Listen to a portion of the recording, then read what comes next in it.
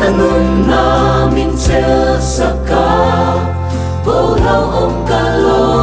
ni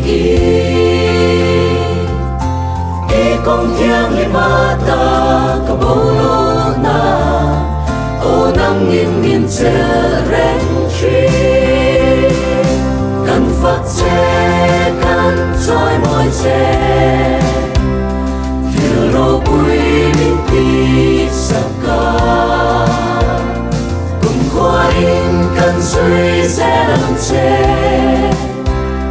Nang lâu tu ma ăn ôm lâu Kan đây xây na sông bò Nang ma ăn lung reng nghe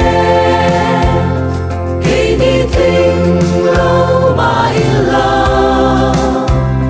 Ô lần ba bên xoay giờ chi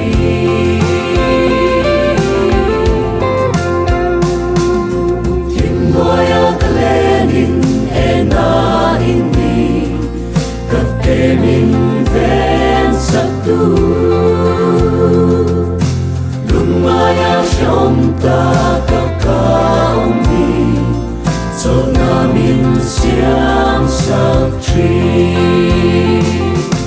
Oel pai kia nga kakaamwa Min daw tulaw liang mase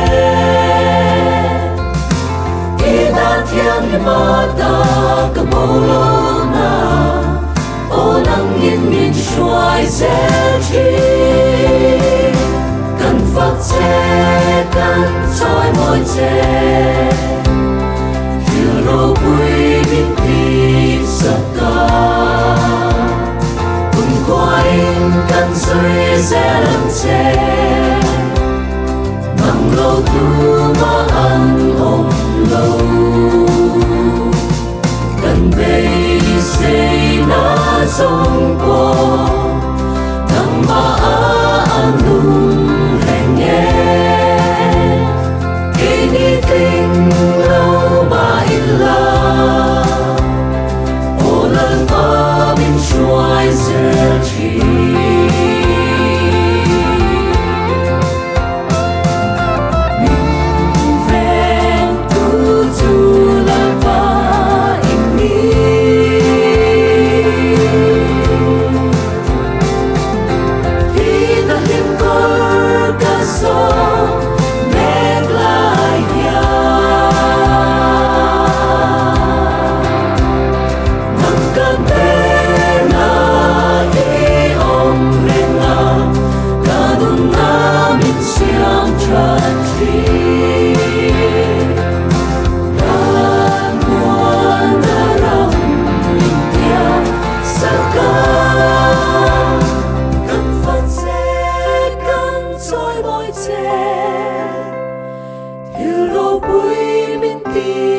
Saka